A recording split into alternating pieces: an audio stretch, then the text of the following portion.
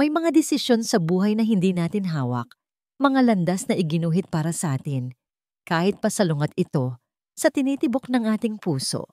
Handa na ba kayong pakinggan ang isang kwentong magpapatunay na kung minsan, ang pag-ibig ay isang tungkulin? Sabi nila, ang tunay na pag-ibig ay kusang dumarating. Pero paano kung ang pag-ibig na para sa'yo ay kailangan mo munang labanan? Bago mo matutunang ipaglaban, samahan ninyo ako sa unang kabanata ng ating kwento, ang malakas na kalabog ng kamao ni Dr. Silakbo Legarda sa mamahaling mahogany desk ng kanyang ama, ang tanging umalingaw-ngaw sa loob ng malawak at tahimik na aklatan. Ang amoy ng mga lumang libro at katad ay tila sumasakal sa kanya, simbolo ng tradisyon at tungkuling pilit na ipinapasan sa kanyang mga balikat. Hindi siya papayag. This is insane, Papa! Isang kasal? Sa isang babaeng hindi ko kilala? Para saan? Halos pabulong ngunit nagangingit-ngit na tanong ni Bo. Ang bawat salita ay may diin, puno ng pagtutol na nag-aalab sa kanyang dibdib.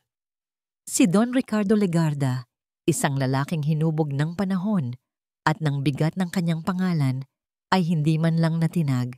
Kalmado niyang ibinaba ang hawak na tasa ng kape at tiningnan ang nag-iisang anak sa paraang kaya lamang gawin ng isang amang sanay magpasunod. Walang galit, tanging bakal na determinasyon. Hindi ito isang simpleng kasal, Silakbo. Isa itong pagtupad sa isang pangako, isang utang na loob na kailanman ay hindi mababayaran ng pera. Utang na loob? Mapaklang tumawa si Bo. Papa, ilang dekada na ang nakalipas. Iniligtas ng ama ng babaeng yon ang buhay mo at nagpapasalamat ako roon. Pero hindi ibig sabihin noon ay kailangan kong isakripisyo ang buong buhay ko. I have my own life. I am a doctor, for God's sake. At mayroon akong kasintahan. Sa pagbanggit niya kay Marikit, lalong tumigas ang ekspresyon ni Don Ricardo. Ang babaeng yon ay hindi para sa'yo. Hindi siya isang Legarda. At sino ang isang Legarda? Ang babaeng galing sa probinsya na ipinipilit ninyo sa akin? Ito ba ang parusa ko dahil mas pinili ko ang medisina kaysa sa negosyo ng pamilya? Huwag mong baguhin ang usapan, maring sabi ng matanda. Tumatayo na ngayon sa kanyang buong taas. Ang anino nito'y tila lumalamon sa kinatatayuan ni Bo. Ang pamilya Diwa ang sumalo sa atin noong mga panahong walang-wala tayo. Isinalba ng kanyang ama, hindi lang ang buhay ko, kundi ang karangalan ng apelyidong dinadala mo ngayon. Ang salita ko ang tanging yaman na mayroon ako, at hindi ko yon sisirain. Huminga ng malalim si Bo. Pilit na kinokontrol ang nagwawalang silakbo sa kanyang kalooban. Papa, please, huwag ninyong gawin sa akin to. Handa akong magbayad. Ano man ang hilingin nila, ibibigay ko. Pera, ari-arian, bahay, lahat. Huwag lang ang kalayaan ko. Ngumiti ng mapait si Don Ricardo. Ang kalayaan mo, Silakbo. Sa oras na talikuran mo ang kasunduang ito, wala kang kalayaang babalikan. Ang ospital na pinagmamalaki mo, ang posisyon mo, lahat yan ay mawawala sa isang salita ko lang. Paninindigan mo ba ang pag-ibig mo kung ang kapalit ay ang kinabukasang ipinagkaloob ko sa'yo? Ang banta ay malinaw. Isang ultimatum, isang tanikalang ipinulupot sa kanyang leeg. Natigilan si Bo. Ang galit sa kanyang mga mata ay dahan-dahang napalitan ng pagkabigo. Ramdam niya ang paglamig ng kanyang mga kamay, ang pagsikip ng kanyang dibdib. Nais niyang sumigaw, magwala, ngunit alam niyang talo siya. Sa mundong ito, ang kapangyarihan at salapi pa rin ng kanyang ama ang nagahari. Wala nang sinabi pa si Bo. Tumalikod siya at mabilis na tinungo ang pinto. Bawat hakbang ay mabigat sa pakiramdam ng pagkagapi. Ang pamilya Diwa ay darating mamayang gabi para sa hapunan. Pahabol na sabi ni Don Ricardo. Umayos ka. Ang pagsara ng pinto ang nagsilbing sagot niya. Ang ugong ng makina ng kanyang sports car ang naging kanlungan ng galit ni Bo. Mabilis niyang pinatakbo ito sa kahabaan ng highway, hindi alintana ang panganib. Kailangan niyang makatakas. Kahit saglit lang, kailangan niya si Marikit. Sa Kape Tayo Cafe, isang modernong lugar na malayo sa lumang mansyon ng mga Legarda, naghihintay si Marikit Alcaraz. Ang kanyang kagandahan ay kapansin-pansin mula sa perpektong pagkakakulot ng buhok hanggang sa mamahaling damit na suot. Ngumiti siya nang makita si Bo, ngunit agad itong napalitan ng pag-aalala nang makita ang gusot sa mukha ng kasintahan. Bo, what happened? You look terrible. Malambing niyang sabi, sabay hawak sa kamay nito. My father. He's forcing me into an arranged marriage. Walang paligoy-ligoy na sabi ni Bo. Nanlaki ang mga mata ni Marikit. What? Are you serious? Kanino? Sa anak ng isang matagal ng kaibigan ng pamilya. It's a debt of honor, he said. A promise. Hinawakan ni Marikit ng mahigpit ang mga kamay ni Bo. Ang kanyang mga kuko ay bahagyang bumaon dito. No, hindi niyan pwede. We have plans, remember? Hindi ka pwedeng ikasal sa iba. Hindi ako papayag. Sa mga sandaling iyon, si Marikit ang kanyang kakampi. Ang boses ng katwiran sa magulong mundo niya. I won't let it happen, Kit. Lalabanan ko siya. We will fight him, Bo. Pagtatama nito, ang mga matay nag-aapoy. Huwag kang mag-alala. Ako ang bahala. We'll find a way out of this mess. Just promise me hindi mo ako iiwan. Never. Mabilis na sagot ni Bo. Hinila ito palapit para sa isang yakap. Nilalasap ang pamilyar na amoy ng pabango nito na para bang iyon ang tanging totoo sa lahat ng kasinungalingang nangyayari. Pagdating ng gabi, ang hapagkainan ng mga Legarda ay napuno ng pilit ng ngiti at magagalang na usapan. Naroon ang pamilya Diwa, isang simpleng mag-asawa na may bakas ng kabaitan sa kanilang mga mukha, at ang kanilang anak na si Sinag. Pinagmasdan siya ni Bo mula sa kabilang dulo ng mesa. Simple lang itong manamit. Walang kolorete sa mukha. Ang buhok ay nakatali lang sa isang simpleng ponytail. Sa paningin ni Bo, wala itong dating. Isang probinsyana na walang lugar sa kanyang mundo. Sinag is a teacher in our town's public school. Masayang kwento ng ina nito. She loves children. Isang marangal na propesyon. Papuri ng ina ni Bo. Pilit na pinapasigla ang usapan. Sinubukan ni Bo na maging bastos sa paraang hindi halata. Hindi siya tumitingin kay Sinag. Maikli ang kanyang mga sagot. Palagi niyang tinitingnan ang kanyang telepono. Ngunit si Sinag ay nanatiling tahimik. Ang mga matay laging nakayuko sa kanyang plato. Hindi man lang ito nagpakita ng anumang iritasyon o galit. Para kay Bo, ang kanyang katahimikan ay tanda ng kahinaan ng pagiging sunod-sunuran. Matapos ang hapunan, habang nag-uusap ang kanilang mga magulang sa sala, nagtama ang kanilang paningin sa unang pagkakataon. Nakita ni Bo ang isang pares ng mata na malinaw at malalim. Ngunit may bahid ang lungkot. Umiwas agad siya ng tingin, tila na paso. Nang paalis na ang mga bisita, tinawag ni Don Ricardo si Bo sa isang tabi. Ang mukha nito ay kasing tigas pa rin ng bato. Hindi apektado ng magiliw na pakikitungo sa mga diwa kanina. Mukhang nagkakaintindihan na kayo, sabi nito sa tonong walang bahid ng tanong. Papa, nakita niyo naman. We are from different worlds. This won't work. Huminga ng malalim si Don Ricardo. Tila nauubusan na ng pasensya. Tiningnan niya ang anak na may pinalidad sa kanyang mga mata. Ang kasal ay sa darating na Sabado. Wala nang pag-uusapan pa. Tiningnan ni Sinag ang kanyang refleksyon sa malaking salamin. Isang babaeng nakasuot ng puting bestida na may magandang ayos ng buhok at mukha. Ngunit ang mga mata ay walang buhay. Isang manika na ginayakan para sa isang pagtatanghal na hindi nito ninanais. Ang bigat ng seda at puntas ng kanyang damit pangkasal ay tila katumbas ng bigat ng tungkuling nakaatang sa kanya. "Napakaganda mo, anak," sabi ng kanyang ina, na may mga luhang namumuo sa gilid ng mga mata.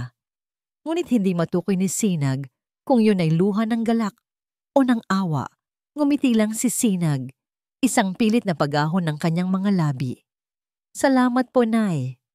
Ang buong seremonya sa simbahan ay tila isang panaginip na malabo at mabilis. Ang mga salita ng pari, ang mga awitin ng koro, ang mga bulungan ng mga bisita, lahat ay dumaan sa kanyang pandinig, ngunit hindi umabot sa kanyang diwa. Ang tanging malinaw ay ang lamig ng kamay ni Silakbo nang isinuot nito ang singsing sa kanyang daliri at ang higpit ng pagkakahawak nito sa kanyang braso na tila nagsasabing, "Tapusin na natin ito." Walang halik. Isang magalang na pagdampi lamang ng labi nito sa kanyang pisngi na kasing lamig ng hangin sa loob ng simbahan. At sa harap ng daan-daang bisita, alam ni Sinag na siya ang pinakamalungkot na babaeng ikinasal sa araw na yon. Ang reception ay ginanap sa isang marangyang hotel na hindi pa niya napuntahan kahit sa panaginip. Nagniningning ang mga chandelier, naglalakihan ang mga palamuting bulaklak, at ang bawat bisita ay nakasuot ng magagarang damit. Pakiramdam ni Sinag ay isa siyang dayuhan, isang tagalabas na napadpad sa isang mundo na hindi para sa kanya. Si Bo ay nasa kanyang tabi, ngunit ang isip at atensyon nito ay nasa ibang lugar. Ngumingiti ito sa mga bumabati, nakikipagkamay, ngunit sa tuwing walang nakatingin, ang mukha nito ay bumabalik sa isang walang emosyong maskara. Habang iniikot nila ang bawat lamesa para pasalamatan ng mga bisita, isang boses ng babae ang pumukaw sa kanilang atensyon. "Bo, darling, congratulations!" Lumingon si Sinag at nakita ang isang babaeng napakaganda, matangkad, balingkinitan, at suot ang isang pulang damit na agaw pansin. Lumapit ito at diretsong yumakap kay Bo. Isang yakap na masyadong matagal at malapit para sa isang ordinaryong kaibigan lang. "Marikit," sabi ni Bo. Tila nagulat ngunit hindi naman tumutol sa yakap. "I didn't know you were coming. Of course, I wouldn't miss my best friend's wedding for the world." Sagot ni Marikit, ang ngiti sa labi ay hindi umabot sa kanyang mga mata. Binitiwan niya si Bo at saka hinarap si Sinag. Tinitingnan siya mula ulo hanggang paa na may bahagyang pag-ismid. "And you must be Sinag. I've heard so much about you." "Magandang gabi," tanging nasabi ni Sinag. Hawak ang isang kopita ng red wine, gumalaw si Marikit na tila sinasadya. "Oh, I'm so clumsy," anas niya nang aksidenteng matapon ang laman ng kanyang kopita sa puting-puting bestida ni Sinag. Isang malaking pulang mantsa ang agad na gumuhit sa damit ni Sinag, tila isang sugat sa kalinisan yon. Narinig niya ang mahihinang bulungan mula sa mga kalapit na bisita. "Oh my gosh, I am so sorry," sabi ni Marikit. Ngunit ang kanyang mga mata ay nagsasabi ng ibang kwento. May kinuha siyang tissue at pilit na ipinampuna sa damit ni Sinag na lalo lang nagpakalat ng mantsa. "Nakakahiya naman. Sa lahat pa ng damit, dito pa sa wedding gown mo." Naramdaman ni Sinag ang pamumula ng kanyang pisngi, ang init na gumapang mula sa kanyang leeg. Nais niyang magtago. Naisin niyang lamunin siya ng lupa sa harap ng mga mapanuring tingin ng mga bisita. Tumingin siya kay Bo, naghahanap ng kahit anong tulong, ngunit nakatingin lang ito sa mantsa, ang mukhay blanko. "It's fine. It was an accident." Pilit na ngumiting sabi ni Sinag. Dahan-dahang inalis ang kamay ni Marikit sa kanyang damit. Ilang oras pa ang lumipas na tila isang walang katapusang pagpapahirap. Nang sa wakas ay natapos na ang lahat at nakarating na sila sa magiging bahay nila. Isang modernong bahay na malayo sa mansyon ng mga Legarda Ang katahimikan sa loob ng sasakyan ay mas mabigat pa kaysa sa lahat ng ingay sa reception. Ang master's bedroom ay malawak at napakalamig. Inilapag ni Sinag ang kanyang maliit na bag sa isang sulok at naupo sa gilid ng kama, hindi alam ang gagawin. Tinanggal ni Bo ang kanyang tuxedo jacket at ibinato ito sa isang upuan. Kinalagan niya ang kanyang necktie habang nakatalikod kay Sinag. Ang bawat kilos niya ay nagpapakita ng pagkadismaya. Let's get one thing straight. Nagsalita siya sa wakas. Ang boses ay malamig at walang anumang bakas ng pagiging bagong kasal. Humarap siya at sa unang pagkakataon ngayong gabi, tiningnan siya nito ng diretso sa mata. Ngunit ang tingin na yon ay hindi naglalaman ng pagmamahal, kundi ng isang transaksyon. Naglakad ito patungo sa kanyang leather briefcase na nasa ibabaw ng isang mesa. May kinuha siyang isang folder at walang ingat na inihagis yon sa kama. Ilang pulgada lang mula sa kinauupuan ni Sinag. Bahagya siyang napaurong sa gulat. Ano to? Halos pabulong niyang tanong. Basahin mo. Utos nito. That is the real marriage contract. Hindi ang pinirmahan natin sa simbahan kanina. Nanginginig ang mga kamay na binuksan ni Sinag ang folder. Ang nakasulat sa pinakaunang pahina sa malalaking letra ay agreement. Hindi kasal. Hindi unang gabi. Kundi isang kasunduan na parang sa negosyo. Sinimulan niyang basahin ang mga nakasaad na ang kasal ay tatagal lamang ng 1 taon, na sila ay maninirahan sa iisang bubong, ngunit magkahiwalay ng silid na walang anumang emosyonal o pisikal na ugnayan na magaganap sa pagitan nila. Ang bawat salita ay tila isang patalim na tumatarak sa anumang natitirang pag-asa sa kanyang puso. Itinaas niya ang kanyang paningin mula sa papel. Ang mga matay nagsisimula ng manlabo dahil sa namumuong luha. Bakit, Kit? Bakit kailangan pa nito? Isang mapaklang na ngiti ang sumilay sa labi ni Bo. Para malinaw sa'yo kung saan ka lulugar. This is not a real marriage, Sinag. Isa itong obligasyon. Isang palabas para sa ating mga pamilya. After 1 year, we will file for an annulment, citing irreconcilable differences. Malaya ka nang gawin ang gusto mo at malaya na rin ako. Ang bawat salita ay masakit, ngunit ang mga sumunod ay ang siyang tuluyang dumurog sa kanya. At para malinaw sa'yo, dagdag pa nito, ang boses ay mas lalong tumigas. Huwag kang umasa ng kahit ano mula sa akin. Ang puso ko ay hindi sa'yo, at kailanman ay hindi magiging iyo. Tumayo siya ng tuwid, tila isang hukom na naghahatol. I will still see Marikit. Patuloy kaming magkikita. Wala kang karapatang magtanong o makialam. Ang tanging kailangan mong gawin ay gampanan ang papel mo bilang asawa ko sa harap ng ibang tao sa loob ng 1 taon. Pagkatapos sabihin iyon, kinuha niya ang isang unan mula sa kama at tumalikod. Walang lingon-likod siyang lumabas ng silid at narinig na lang ni Sinag ang marahang pagsara ng pinto sa kabilang kwarto. Naiwan siya ng mag-isa sa malawak at malamig na silid tulugan. Yakap-yakap ang sarili, nakatingin sa kawalan. Ang mantsa ng red wine sa kanyang bestida ay tila sumisigaw, isang simbolo ng kanyang kahihiyan at durog na puso. Ang kontrata ay nakalatag pa rin sa kama. Ang singsing sa kanyang daliri ay biglang naging napakabigat. Ang apelyidong Legarda ay tila isang tanikalang ikinabit sa kanyang pangalan. Sa kanyang unang gabi, bilang isang asawa, hindi yakap ng pagmamahal ang kanyang natanggap, kundi ang malamig na katotohanan ng isang kasunduang hindi niya matatakasan. Para kay Silakbo, ang mga unang linggo ng kanyang kasal ay isang ehersisyo sa pag-iwas. Ginawa niyang abala ang sarili sa ospital, nag-overtime kahit hindi kailangan, tumatanggap ng mga shift na dapat ay para sa iba. Lahat ay gagawin niya para maantala ang kanyang pag-uwi sa bahay na dapat sana'y tahanan niya, ngunit ngayon ay parang isang magandang kulungan. Ang bahay mismo ay isang salamin ng kanilang sitwasyon. Moderno, malinis, at walang kabuhay-buhay. Ngunit paunti-unti, may mga pagbabagong nagsimulang mapansin si Bo.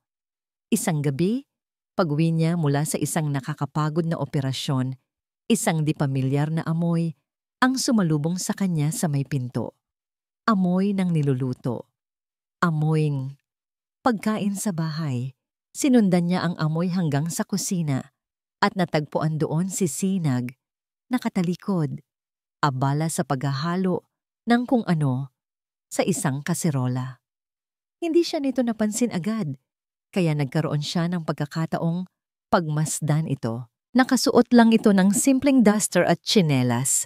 Ang buhok ay nakapusod na medyo magulo. Malayo sa itsura ng mga babaeng nakakasalamuha niya. Ngunit merong isang bagay sa kilos nito, isang tahimik na sigla, isang pagiging komportable sa ginagawa, na tila nagbibigay buhay sa malamig at bakal na kusina. "Anong ginagawa mo?" Tanong niya ni mas malamig kaysa sa kanyang intensyon. Napatalon sa gulat si Sinag at agad na napaharap sa kanya. Hawak ang isang sandok. Ginabi ka. Nagluto ako ng tinola. Naisip ko, baka gutom ka na." Tiningnan ni Bo ang mesa kung saan may nakahandang 2 plato. "Sinabi ko sa'yo, hindi mo kailangang gawin yan. We have a helper who comes in the morning. She can prepare my meals." Yumuko si Sinag, tila pinagmamasdan ang dulo ng kanyang tsinelas. "Alam ko, pero nakasanayan ko na kasing magluto. Ayos lang kung ayaw mo. Kakainin ko na lang." May kung anong kumirot sa dibdib ni Bo. Inis ba o konsensya? Hindi niya sigurado. Ang amoy ng tinola ay nagpaalala sa kanya ng kanyang kabataan. Sa mga panahong simple pa ang lahat. "Kumain na ako sa labas." Pagsisinungaling niya at walang lingon-likod na tinalikuran ito. Narinig niya ang mahinang kalansing ng sandok na ibinaba nito sa mesa. Ang bahay ay naging isang teritoryo na may mga hindi nakikitang hangganan. Ang sala ay neutral ground. Ang kanyang silid-aralan at ang silid kung saan siya natutulog ay sa kanya. Ang kusina at ang maliit na hardin sa likod ay naging mundo ni Sinag. Bihira silang magsalita at kung mag-usap man, ito ay tungkol sa mga bayarin o mga paalala mula sa kanilang mga magulang. Ngunit isang umaga, ang kanilang tahimik na digmaan ay nagkaroon ng tinig. Nagmamadali si Bo para sa isang mahalagang meeting sa ospital. Paglabas niya ng kanyang silid, diretso siya sa master's bathroom, ang tanging banyo sa itaas na palapag. Ngunit nang pihitin niya ang doorknob, nakalak ito. Kumunot ang noo niya. Kumatok siya ng malakas. "Sinag, are you in there?" "Oo," sagot mula sa loob. "Sandali lang, matatapos na ako." "I need to use the bathroom. I'm running late." Sabi niya, ang inis ay gumagapang na sa kanyang boses. "Ganoon din ako. May klase ako." Kalmadong sagot nito. "Ako ang nauna dito sa bahay." Katwiran ni Bo, na tila isang bata. Narinig niya ang pagbukas ng gripo at pagkatapos ay katahimikan. Maya-maya, bumukas ang pinto at lumabas si Sinag. Basa pa ang buhok at amoy sabon. Hindi ito tumingin sa kanya. Sa susunod, kung sino ang unang magising, siya ang may karapatang mauna. Sabi nito habang naglalakad palayo. Natigilan si Bo. Hindi dahil sa sinabi nito, kundi sa paraan ng pagkakasabi. Walang takot, walang pag-aalangan. Isang simpleng pahayag ng isang patakaran. Sa unang pagkakataon, nakita niya ang isang bahagi ni Sinag na hindi sunod-sunuran. May tinik din pala ang babaeng ito. Napailing na lang siya at pumasok sa banyo. Dala-dala ang bagong tuklas na inis na may kasamang pagkaintriga. Ang mga sumunod na araw ay nagpatuloy sa ganoong padron, isang laro ng agawan sa teritoryo at tahimik na pagmamasid. Ngunit unti-unti, ang babaeng inakala niyang isang blangkong pader ay nagsimulang magkaroon ng kulay sa kanyang paningin. Isang hapon, habang seryoso siyang nagbabasa ng mga medical journal sa kanyang silid-aklatan, isang tunog ang pumunit sa katahimikan. Isang halakhak, hindi pilit, hindi mahina, isang tunay, masayang halakhak na umalingaw mula sa sala. Napakunot ang noo ni Bo. Sino ang kausap nito? Nagdala ba ito ng bisita nang wala siyang paalam? Dahan-dahan siyang tumayo at tahimik na naglakad papalapit sa pinto ng silid-aklatan. Iniwang bahagyang bukas para sumilip. Doon, sa may bintana kung saan tumatama ang sikat ng araw, nakaupo si Sinag sa sahig. May hawak na telepono. Ang buong mukha nito ay nagliliwanag. Isang ngiting hindi pa niya kailanman nakikita mula rito. Talaga? Ang galing mo naman, Lito. Narinig niyang sabi nito. Sabi ko sa'yo, kaya mo yan. Basta mag-practice ka lang. O sige na, baka maubos ang load mo. Magkita na lang tayo sa Lunes sa klase. Binaba nito ang telepono, ngunit ang nangiti ay nanatili sa kanyang mga labi. Tumingin ito sa labas ng bintana. Tila ninanamnam pa ang saya ng kanyang pakikipag-usap. Naramdaman ni Bo ang isang kakaibang kirot. Ang babaeng nasa harapan niya ngayon ay ibang-iba sa Sinag na kasama niya sa bahay. Ang tahimik na anino na naghahanda ng pagkain at umiiwas sa kanyang tingin. Ito si Teacher Sinag, masigla at puno ng init. At sa isang saglit, naramdaman ni Bo na siya ang estranghero, isang tagalabas na nanonood sa isang mundong hindi siya kasali. Mabilis niyang isinara ang pinto at bumalik sa kanyang mesa. Pilit na iwinawaksi ang eksenang nakita. Ano bang pakialam niya? Ano bang pakialam niya? Pilit niyang ibinalik ang atensyon sa binabasa. Ngunit ang imahe ng nakangiting mukha ni Sinag at ang tunog ng halakhak nito ay pilit na sumisingit sa kanyang isipan. Kinagabihan, muling bumalik ang katahimikan sa bahay. Nagkulong si Bo sa kanyang silid-aklatan, habang si Sinag naman ay nasa sala at naghahanda ng mga materyales para sa kanyang klase kinabukasan. Ang tanging agwat sa kanila ay isang pasilyo at isang pinto na bahagyang nakaawang. Nang tumunog ang telepono ni Bo, sinagot niya ito sa pamilyar na propesyonal na tono. Dr. Legarda speaking. Ngunit sa isang iglap nagbago ang kanyang boses. Naging malambing, puno ng init. Isang tono na kailanman ay hindi pa narinig ni Sinag mula sa kanya. Kit, napatawag ka. Sa pagkarinig ng pangalan, natigilan si Sinag. Ang kanyang mga kamay na abala sa paggupit ng kartolina ay huminto. Hindi niya sinasadya, ngunit ang kanyang pandinig ay tila nagkaroon ng sariling isip, nakatutok sa bawat salitang nagmumula sa kabilang silid. I'm fine. Just tired. Long day. Narinig niyang sabi ni Bo. Isang mahabang katahimikan ang sumunod, tila nakikinig ito sa sinasabi sa kabilang linya. Nang muling magsalita si Bo, ang mga salita nito ay tila mga punyal na tumusok nang diretso sa puso ni Sinag. Pinupunit ang anumang kapirasong pag-asang ang nagsisimula ng mabuo sa loob niya. Namimiss na kita. Magtiis ka lang, Kit. Gagawa ako ng paraan para matapos na to sa lalong madaling panahon. Nabitawan ni Sinag ang gunting na hawak.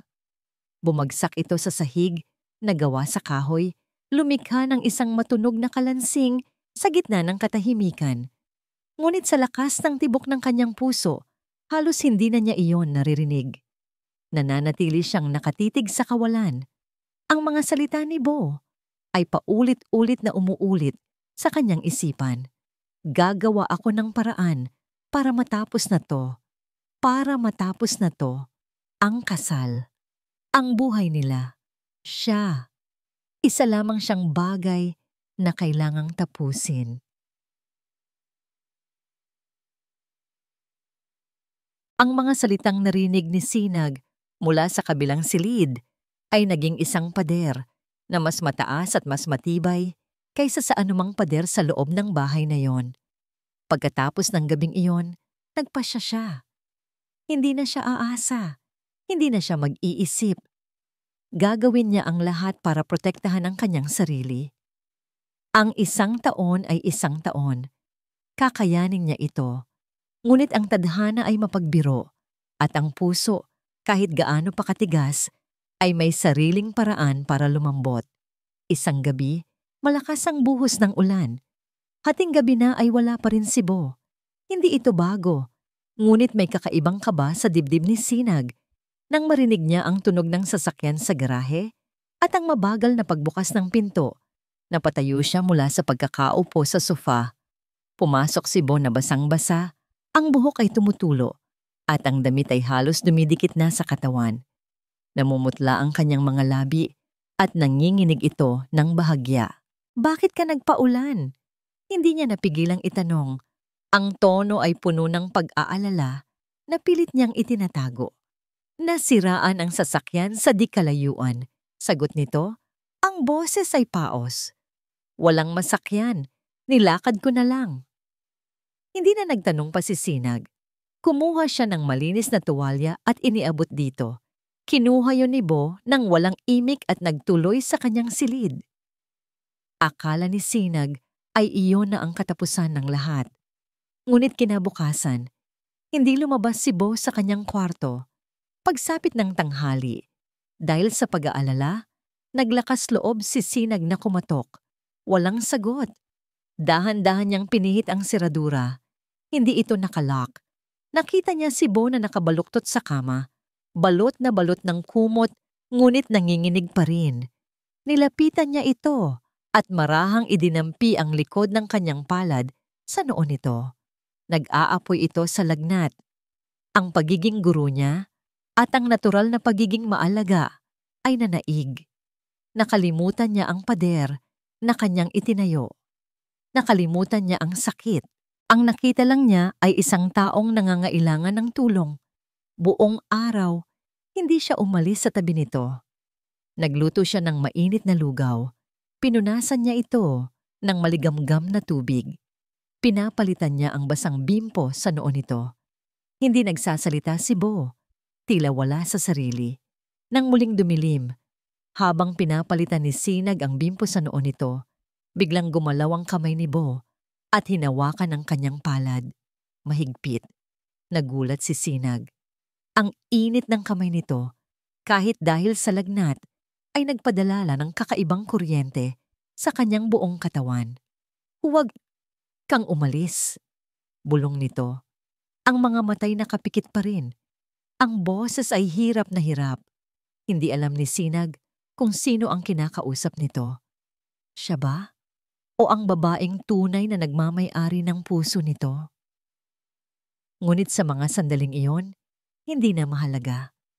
Hinayaan niyang manatiling magkahawak ang kanilang mga kamay sa gitna ng katahimikan ng gabi. Ang tanging naririnig niya ay ang pagbuhos ng ulan sa labas at ang malakas na pagtibok ng sarili niyang puso. Kinaumagahan, magaling na si Bo. Medyo mahina pa ngunit wala ng lagnat. Naging alanganin ang lahat. Salamat, sabi nito habang kumakain ng almusal na inihanda ni Sinag. Ang mga salita ay tila mabigat sa kanyang dila. Hindi mo kailangang gawin yon. Wala yon. Tungkulin ko naman yon. Sagot ni Sinag gamit ang salitang tungkulin bilang panangga sa anumang posibleng kahulugan ng kanyang ginawa. Ang insidenteng iyon ay nag-iwan ng isang maliit na lamat sa pader na namamagitan sa kanila. Makalipas ang ilang araw, naabutan ni Sinag si Bo sa sala, napapaligiran ng mga papel at tila problemadong nakatitig sa kanyang laptop. May problema ba? Tanong din niya. Tumingin ito sa kanya, bakas ang iritasyon. May presentation ako para sa isang community outreach program ng ospital. Pero masyadong teknikal. Hindi maiintindihan ng mga ordinaryong tao. Sumilip si Sinag sa screen. Puro mga medical terms at komplikadong datos. Gusto mong subukan kong gawing mas simple? Alok niya. Tumaas ang kilay ni Bo, tila nagdududa. At paano mo naman gagawin yan? Guro ako. Silakbo. Trabaho kong gawing simple ang mga komplikadong bagay para maintindihan ng mga bata. Paliwanag niya. Pareho lang ang prinsipyo. Sa kawalan ng ibang pagpipilian, pumayag si Bo. Magkatabi silang naupo. May sapat na espasyo sa pagitan nila.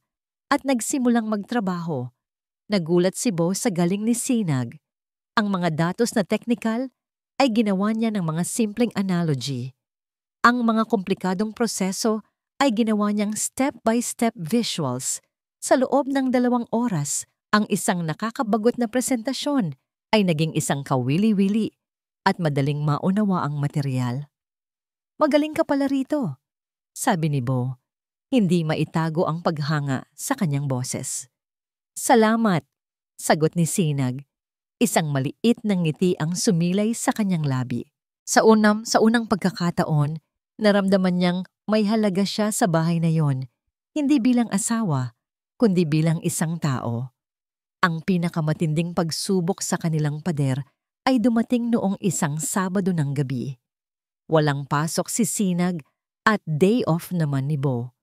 Para maiwasan ang katahimikan, nanood si Sinag ng isang comedy film sa telebisyon. Habang nasa kalagitnaan siya ng panonood, bumaba si Bo para kumuha ng tubig. Ngunit sa halip na bumalik sa kanyang silid, napatigil ito at sumandal sa hamba ng pinto, nanonood din. Hindi nagsalita si Sinag. Nagpatuloy lang siya sa panonood. Ngunit ramdam na ramdam niya ang presensya nito sa kanyang likuran. Sa isang eksena, kung saan nadapa ang bida sa nakakatawang paraan, sabay silang humalakhak. Malakas. Natural. Nang humupa ang kanilang tawa, nagtama ang kanilang mga mata sa pamamagitan ng refleksyon sa madilim na TV screen. Isang segundo lang yon, ngunit tila isang oras. Nakita ni Sinag ang isang kislap sa mga mata nito, isang kislap ng saya. Ngumiti sila sa isa't isa, isang totoong ngiti. Ngunit kasing bilis ng pagdating niyon, nawala rin. Si Bo ang unang umiwas ng tingin, tila nahimasmasan. Tumikhim ito at mabilis na tumalikod pabalik sa kanyang silid. Naiwan si Sinag na tulala. Ang puso'y muling tumitibok ng mabilis. Ano yon?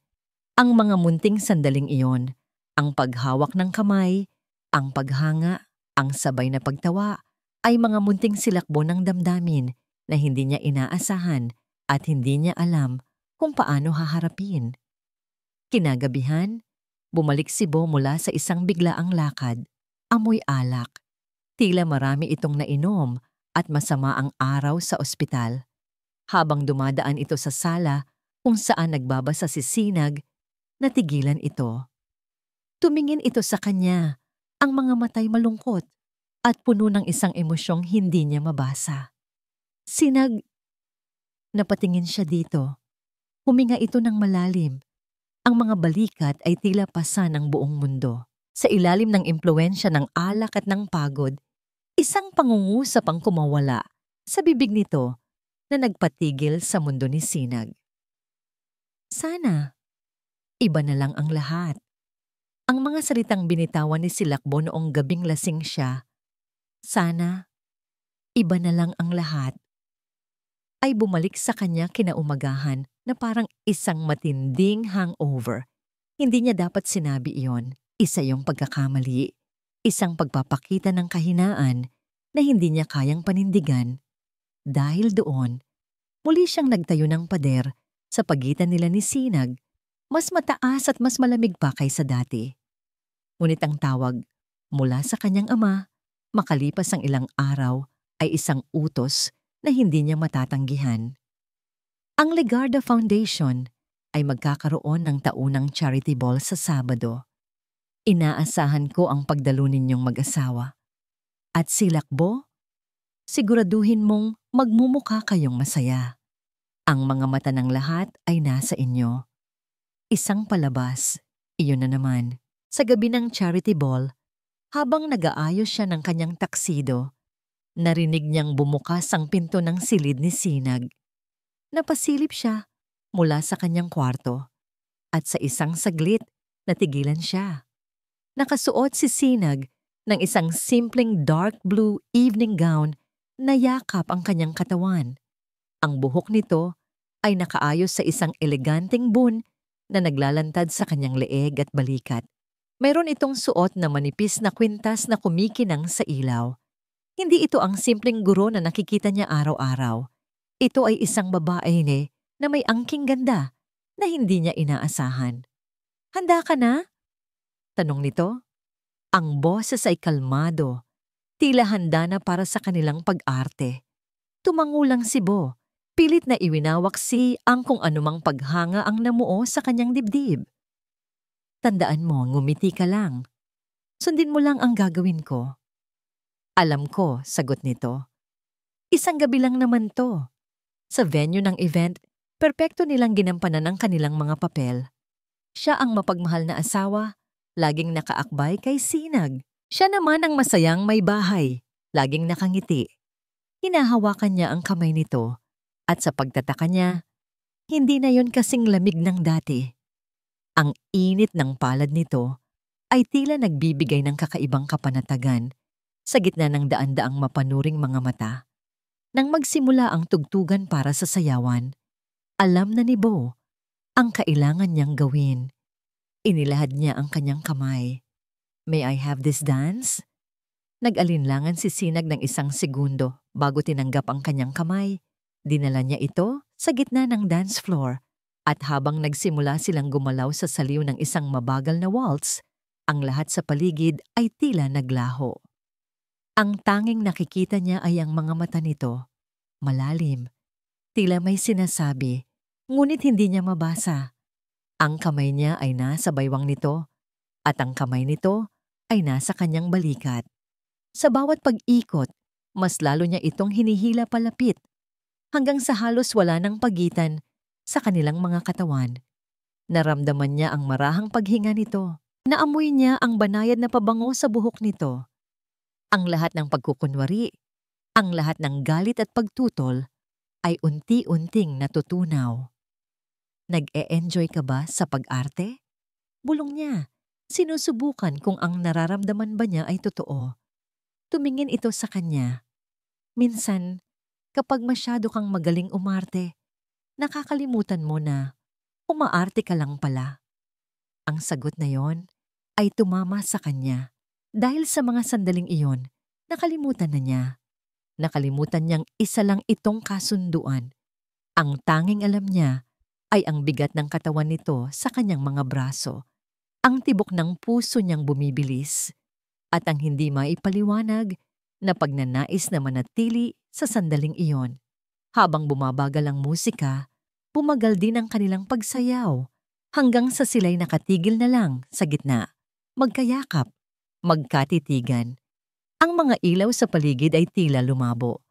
Ang mga bulungan ay nawala. Dahan-dahan, ibinaba niya ang kanyang tingin sa mga labi nito. Mapula. Bahagyang nakaawang. Hindi niya napigilan ang sarili. Dahan-dahan niyang inilapit ang kanyang mukha sa mukha nito. Nakita niya ang pagpikit ng mga mata ni Sinag, isang senyales ng pagsuko. O pagtanggap, isang pulgada na lang. "Bo, darling," isang matinis na boses ang pumunit sa kanilang sandali. Kasing bilis ng kidlat, pareho silang napahiwalay sa isa't isa, tila nahimasmasan mula sa isang malalim na panaginip. Doon nakatayo si Marikit. Suot ang isang nagliliyab na pulang bestida. Ang mga matay parang mga punyal na nakatutok sa kanila. "Kanina pa kita hinahanap," sabi nito sa malakas na boses, sinisiguradong naririnig ng mga tao sa paligid. Lumapit ito at walang abiso na yumakap nang mahigpit kay Bo. Inaangkin ito sa harap ng lahat. Pagkatapos ay bumulong ito sa kanyang tainga. Sapat lang para marinig niya, "What do you think you're doing?" Naramdaman ni Bo ang paninigas ng kanyang katawan. Tumingin siya kay Sinag at nakita niya itong muli. Ang blangkong ekspresyon, ang pader na muling itinayo, Mas mataas pa kaysa dati. Ang kislap sa mga mata nito kanina ay tuluyan ng namatay. "Excuse me?" Mahinang sabi ni Sinag at mabilis na tumalikod. Naglaho sa gitna ng mga bisita. Naiwan si Bo na nakatayo. Hawak-hawak pa rin ni Marikit. Pakiramdam niya ay nahati ang kanyang katawan. Isang bahagi niya ay gustong habulin si Sinag. Gustong ipaliwanag ang isang bagay na kahit siya ay hindi maintindihan. Ang isa namang bahagi ay paralisado sa pagkakasala at sa mahigpit na pagkapit ni Marikit. "Bo, tinatawag ka ni Papa," sabi ng isa sa kanyang mga pinsan. Isang pagkakataon. "Sige Kit, I'll be right back," sabi niya at mabilis na kumawala sa pagkakayakap nito. Hinanap ng kanyang mga mata si Sinag. Nakita niya ito sa isang sulok malapit sa may French doors nakatalikod. Ngunit hindi ito nag-iisa. Kasama nito si Marikit. Nakita niya ang pag-uusap ng dalawa. Nakita niya ang paglabas ni Marikit ng cellphone. Nakita niya ang pagbabago sa tindig ni Sinag, ang bigla nitong pagyuko, ang kamay na napatakip sa bibig, at ang itsura ng isang taong sinaksak ng walang kalaban-laban. Hindi niya narinig ang pinag-usapan nila. Ngunit alam niya, sa paraan ng pagtalikod ni Marikit na may ngiti ng tagumpay sa mga labi, at sa paraan ng pananatiling tulala ni Sinag, na isang bagay na mas masahol pa sa pagsira ng isang sayaw ang nangyari. Isang bagay na hindi na niya maaaring bawiin pa. Ang biyahe pa uwi mula sa charity ball ay binalot ng isang katahimikang mas masakit pa sa anumang sigawan. Hindi tumingin si Sinag kay Bo. Nakatuon lang ang kanyang paningin sa mga ilaw ng kalsada na mabilis na dumadaan. Bawat isa ay tila isang maliit na piraso ng pag-asang namamatay. Ang larawan. Iyon lang ang paulit-ulit na naglalaro sa kanyang isipan. Si Bo, mahimbing na natutulog sa isang kama na hindi pamilyar. Sa tabi niya, isang piraso ng balikat ni Marikit na nakasilip mula sa kumot. Ang ngiti ni Marikit habang ipinapakita yon sa kanya. "Huwag kang mag-alala." Bulong nito sa kanya kanina. "Pinapahiram ko lang naman siya sa'yo saglit." Ang sayaw, ang muntik na halik, lahat pala ay isang malaking kasinungalingan. Isang pag-arte na dinala ni Bo sa pinakamataas na antas. At siya, sa kanyang kahangalan, ay naniwala.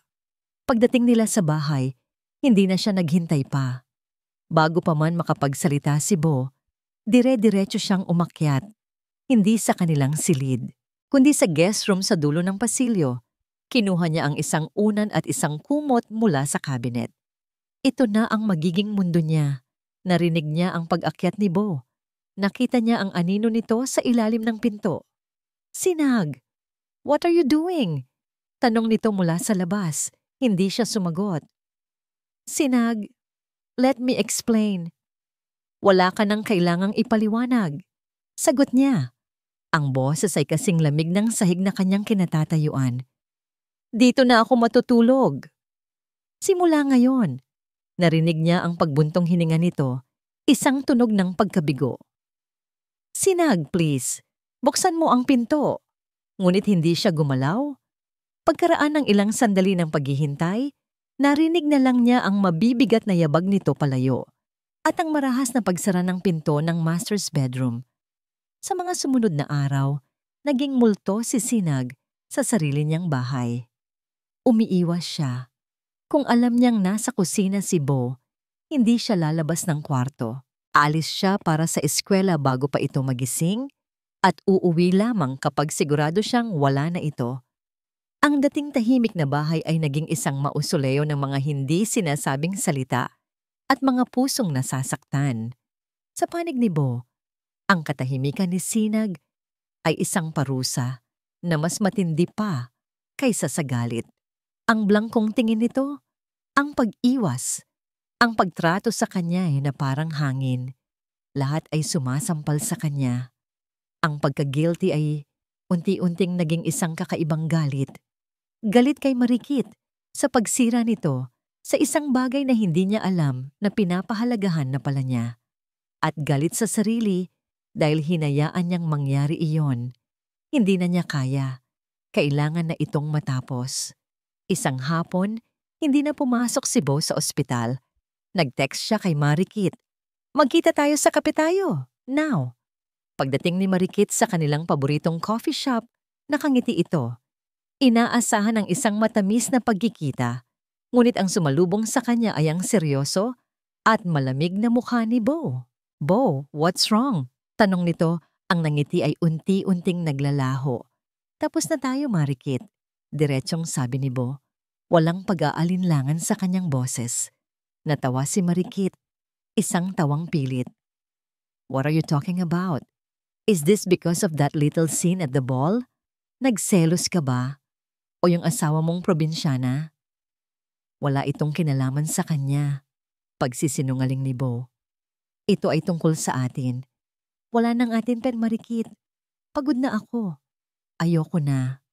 Ang pagiging mapaglaro sa mukha ni Marikit ay biglang nawala. Napalitan ito ng isang matigas at mapanganib na ekspresyon. Pagod? O baka naman nahuhulog ka na sa pipitsuging guro na yon? Bo, huwag kang magpatawa. Tayo ang para sa isa't isa. Hindi mo ba nakikita? Hindi, maring sagot ni Bo. Ang hindi ko nakita ay kung sino ka talaga. Tapos na tayo. Tumayo si Bo. Handa nang umalis. Ngunit ang mga salitang binitawan ni Marikit ay nagpatigil sa kanyang mga paa. Umupo ka, silakbo. May kakaiba sa tono nito. Isang lamig na may kasamang banta. Dahan-dahang lumingon si Bo. Nakita niya si Marikit, kalmado na. Ngunit ang mga mata nito ay nagliliyab sa isang madilim na apoy. Huwag mong kalimutan, Bo, sabi nito. Ang bawat salita ay mabagal at may diin. Huwag mong kalimutan ang nangyari sa St. Luke's. Yung insidente noong resident pa lang tayo. Nanigas si Bo. Ang nakaraan na pilit niyang ibinabaon ay muling hinukay. Ang pamilya ng pasyenteng yon, patuloy ni Marikit. Handa kang idemanda. Ang lisensya mo, ang pangalan mo, ang buong kinabukasan mo, lahat sana yon ay nawala. Pero nandoon ako. Ako lang ang kumampi sa kwento mo. Ako lang ang nagsinungaling para sa'yo. Lumapit ito sa kanya. Ang mga matay nakatitig ng diretso. Ang dating kasintahan ay isa na ngayong kaaway na hawak ang kanyang leeg. Iniligtas kita minsan. Kaya ko ring wasakin ka. Isang tawag ko lang sa pamilya ng pasyenteng iyon. Isang pag-amin sa medical board. Tapos ka. Isang malamig na takot ang gumapang sa buong katawan ni Bo. Hindi ito isang simpleng breakup. Isa itong blackmail. Ano ang gusto mo? Tanong niya. Ang boses ay garalgal. Isang matamis at mapanlinlang na ngiti ang sumilay sa mga labi ni Marikit. Hinawakan nito ang kanyang pisngi. Simple lang, mahal ko. Hiwalayan mo ang babaeng yon. Sabihin mo sa lahat na nagkamali ka at pakasalan mo ako. Mamili ka, silakbo. Walang nasabi si Bo. Tumalikod siya at naglakad palabas ng coffee shop. Ang mga salita ni Marikit ay umuugong sa kanyang tainga. Talo siya. Nakatali ang kanyang mga kamay. Bawat daan ay patungo sa impyerno. Pag-uwi niya sa bahay, ang katahimikan ay tila sumisigaw. Nakasara ang pinto ng guest room. Alam niyang nandoon si Sinag. Sa kabilang panig ng pader, payapa sa kanyang sariling mundo. Walang alam sa bagyong sisira sa kanilang lahat. Ang pakiramdam ng pagiging walang magawa, ng pagiging bilanggo, ay sumabog sa loob niya. Ang galit, ang takot, ang pagsisisi, lahat ay naghalo-halo. Sa tindi ng kanyang desperasyon, ibinuhos niya ang lahat ng yon sa nag-iisang bagay na kaya niyang saktan. Sa isang malakas na sigaw na puno ng sakit, sinuntok niya ang pader sa pasilyo. Blag! Ang tunog ay umalingaw-ngaw sa buong kabahayan. Sinisira ang nakabibinging katahimikan. At sa kabilang silid, napatalon si Sinag sa takot. Ang puso'y biglang kumabog ng napakabilis. Ang malakas na kalabog sa pader nung gabing iyon ay nag-iwan ng higit pa sa isang butas sa pasilyo. Nag-iwan ito ng isang malalim na takot sa puso ni Sinag. Ang silakbo na nakita niyang nag-aalaga sa kanya noong siya'y may sakit ay biglang naglaho. Ang natira ay isang lalaking dayuhan, puno ng galit na hindi niya maintindihan. Isang panganib na kailangan niyang iwasan sa lahat ng pagkakataon. Ang guest room ang naging kanyang mundo. Ang 4 na sulok niyon ang kanyang naging kanlungan. Ngunit sa mga sumunod na linggo, napansin niyang ang sarili niyang katawan ay tila nagiging dayuhan na rin sa kanya. Ang pagod ay hindi na basta pagod. Isa na itong tila kumot na bumabalot sa kanya mula paggising hanggang pagtulog. Ang dating sigla niya sa pagtuturo ay napalitan ng pilit na pagngiti. At pagkatapos, nagsimula ang pagduduwal. Isang umaga, habang nagkaklase siya, bigla siyang nakaramdam ng pagkahilo. Mabilis siyang nagpaalam sa kanyang mga estudyante at halos takbuhin niya ang banyo ng mga guro. Doon, sa harap ng malamig na lababo, inilabas niya ang lahat ng kanyang kinain. Habang nakatingin siya sa kanyang maputlang refleksyon sa salamin, isang malamig na takot ang gumapang sa kanyang sikmura, isang takot na walang kinalaman sa pagduduwal. Hindi, imposible, bulong niya sa sarili. Pagod lang to, stress lang to. Ngunit ang pagtanggi ay hindi tumagal. Kinahapunan, dumaan siya sa isang maliit na butika na malayo sa kanilang lugar. Nanginginig ang kamay na iniabot niya ang bayad para sa isang maliit na kahon. Itinago niya iyon sa pinakailalim ng kanyang bag, tila isang kontrabando, isang ebidensya ng isang kasalanang hindi niya ginusto. Sa kanyang silid, sa banyong naging saksi sa kanyang mga luhang tahimik, hinarap niya ang katotohanan. Ang ilang minutong paghihintay ay tila isang kawalang hanggan. Bawat tibok ng kanyang puso ay isang malakas na kalabog sa kanyang dibdib. At pagkatapos, lumitaw ang mga ito. Malinaw, walang duda, 2 linya. Napaaupo siya sa sahig, ang pregnancy test ay nanginginig sa kanyang kamay. Hindi luha ng saya ang pumatak mula sa kanyang mga mata. Ito ay luha ng takot, ng kalituhan, ng matinding pag-iisa. Paano nangyari ito? Ang mga alaala ng kanilang mga unang linggo, ng mga gabing pilit niyang kinalimutan, ay bumalik na parang isang sampal, isang anak. Magkakaroon sila ng anak. Isang binhi na nabuo hindi sa pagmamahal, kundi sa isang tungkulin. Ang unang pumasok sa kanyang isip ay si Bo. Anong sasabihin niya? Paano niya sasabihin sa isang lalaking ang tanging nais ay ang paglisan niya, na ngayon ay may isang tanikala na habambuhay na magtatali sa kanila? Ang batang ito ay magiging iisang komplikasyon sa plano nitong tapusin na ang lahat. Baka isipin pa nito na sinadya niya, na ginagamit niya ang bata para hindi matuloy ang kanilang paghihiwalay. Hindi, nagpasya siya. Itatago niya ito. Itatago niya hanggat kaya niya. Sa gitna ng kanyang pag-iisip, tumunog ang kanyang telepono. Sa screen, nakita niya ang pangalan ng kanyang ina. Nay. Ang daliri niya ay automatikong gumalaw para sagutin, para marinig ang boses na magbibigay sa kanya ng lakas. Ngunit natigilan siya. Anong sasabihin niya? Nay, buntis po ako. Sasabihin ba niyang hindi sila nag-uusap ng asawa niya? Na natutulog sila sa magkahiwalay na silid? Ang isang tawag na yon ay magdadala lamang ng pag-aalala sa mga magulang na wala namang ibang hangad, kundi ang kanyang kaligayahan. Sa bigat ng kanyang puso, pinindot niya ang decline. Ibinaba niya ang telepono at niyakap ang kanyang mga tuhod. Hinahayaang bumuhos ang mga luhang kanina pa niya pinipigilan. Ngayon, mas ramdam niya ang pag-iisa kaysa kailanman. Para makatakas sa realidad ng kanyang sitwasyon, ibinuhos niya ang lahat ng kanyang oras at lakas sa baryo magkaisa. Ang kanyang classroom ang naging kanyang tunay na tahanan. Ang kanyang mga estudyante ang naging kanyang pamilya. Ang pagtuturo ang naging kanyang misyon. Dito, siya si Teacher Sinag. Dito, may halaga siya. Dito, may kontrol siya.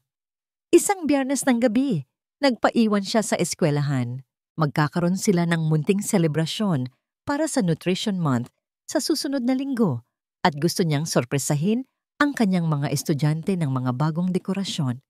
Siya na lang mag-isa sa buong gusali. Ang tanging maririnig ay ang tunog ng kanyang gunting at ang mahinang musika mula sa kanyang telepono. Habang inaabot niya ang isang dekorasyon para isabit sa itaas ng blackboard, bigla siyang nakaramdam ng matinding pagkahilo. Biglang umikot ang kanyang paningin. Ang mga makukulay na letra sa pader ay nagsimulang maghalo-halo. Kumapit siya sa mesa para suportahan ang sarili. Ngunit ang kanyang mga binti ay tila naging putik na walan ng lakas. Sandali! Bulong niya. Ang huli niyang nakita ay ang maningning na ngiti ng isang araw na iginuhit niya sa kartolina. Pagkatapos, ang lahat ay nagdilim. Sa katahimikan ng gabi, sa loob ng isang silid-aralang puno ng pangarap, si Sinag ay bumagsak sa sahig. Walang malay. At tuluyan ng nag-iisa. Pag-uwi ni Bo sa bahay, ang unang bumungad sa kanya ay ang katahimikan. Hindi na ito bago. Sanay na siya sa katahimikang ito, sa bahay na walang init, sa 2 taong nag-iiwasan. Ngunit ngayong gabi, may iba. Ang katahimikan ay mas malalim, mas mabigat, tila humihinga at nagbabantay. Sinag! Tawag niya, ngunit walang sumagot. Dumiretso siya sa guest room at kumatok. Walang tugon. Dahan-dahan niyang pinihit ang seradura. Bukas, pumasok siya. Malinis at maayos ang silid, ngunit walang tao. Ang kama ay hindi pa nagagalaw. Bumalik siya sa ibaba. Tiningnan niya ang kusina, ang sala, ang maliit na hardin sa likod. Wala si Sinag. Baka lumabas lang, sabi niya sa sarili. Sinusubukang alisin ang kung anong kaba na nagsisimulang kumalat sa kanyang dibdib. Ngunit nang mapansin niya ang mesa sa sala, nakita niya ang telepono ni Sinag. Hindi nito yun iiwan kung sadya itong aalis. Isang hindi maipaliwanag na takot ang biglang kumapit sa kanya. Ang butas sa pader na sinuntok niya ay tila nang uuyam.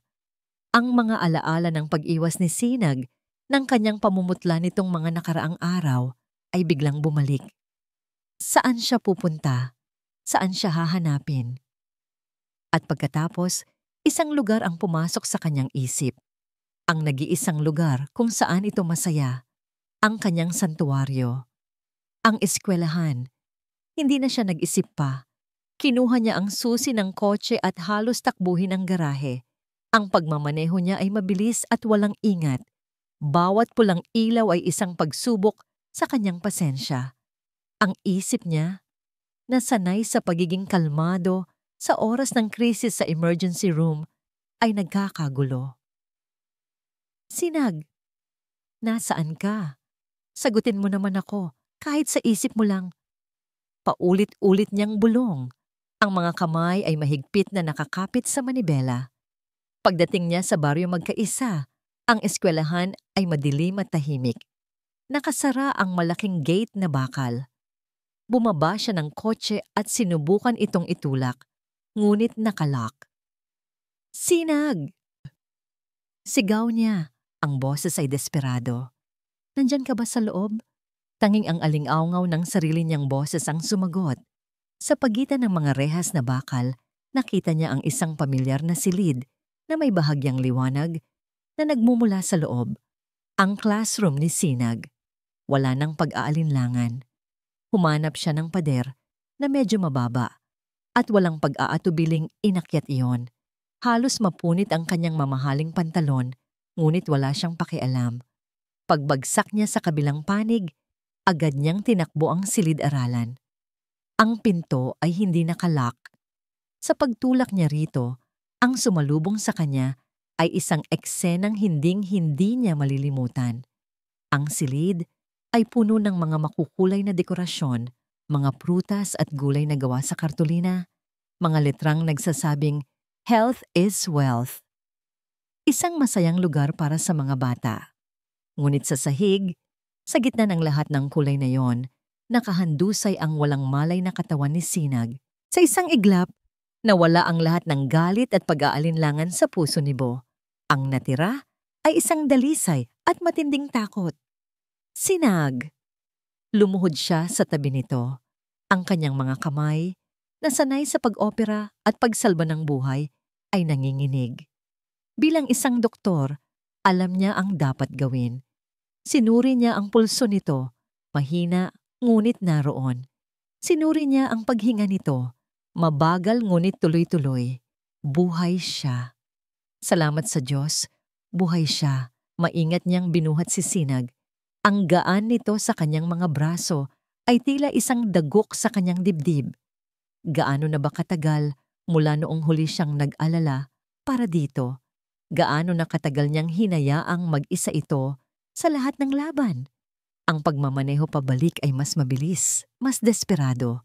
Bawat segundo ay mahalaga. Ang dating malamig at malayo niyang asawa ay ngayon isang pasyenteng kailangan niyang iligtas. Isang buhay na nakasalalay sa kanya. Pagdating sa emergency entrance ng ospital na kanyang pinagtatrabahuan, sumigaw siya. "Tulong! Kailangan ko ng stretcher."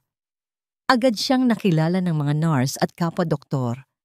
Sa gitna ng kanilang pagkalito, kinuha nila si Sinag at mabilis na ipinasok sa ER. At doon, napilitan siyang tumigil sa labas ng kurtina. Sa unang pagkakataon sa kanyang karera, naramdaman niya ang matinding kawalan ng magawa. Isa siyang doktor sa ospital na ito. Ngunit sa sandaling iyon, siya ay isang miyembro lamang ng pamilya na nag-aalala, naghihintay at walang magawa kundi ang magdasal. Nagpabalik-balik siya sa pasilyo, ang isip ay puno ng mga posibleng dahilan. Fatigue, anemia, dehydration. Ngunit sa ilalim ng lahat ng medical diagnosis na yon, may isang tanong na paulit-ulit. Kasalanan ko ba ito? Maya-maya, lumabas ang isa sa kanyang mga pinagkakatiwalaang kasamahan, si Dr. Alcaraz. Walang iba kundi ang pinsan ni Marikit. Seryoso ang mukha nito. "Alex, kumusta siya?" Agad na tanong ni Bo. Tiningnan siya ni Alex. May halong pagtataka sa mga mata. "Doc, kumalma ka. Stable na ang pasyente. She fainted from exhaustion and stress. Kailangan lang niya ng pahinga at IV fluids. Magigising din siya mamaya." Isang malaking bigat ang nawala sa dibdib ni Bo. Napahawak siya sa pader para suportahan ang sarili. Salamat. Salamat, Alex." "Pero may isa pa, Bo," sabi ni Alex. Ang tono ay nag-iba. Napatingin si Bo. "Ano yon?" Tila nag-aalangan si Alex. "We ran some standard tests, just to be sure, especially for fainting spells like this. And?" Hindi na makapaghintay na tanong ni Bo.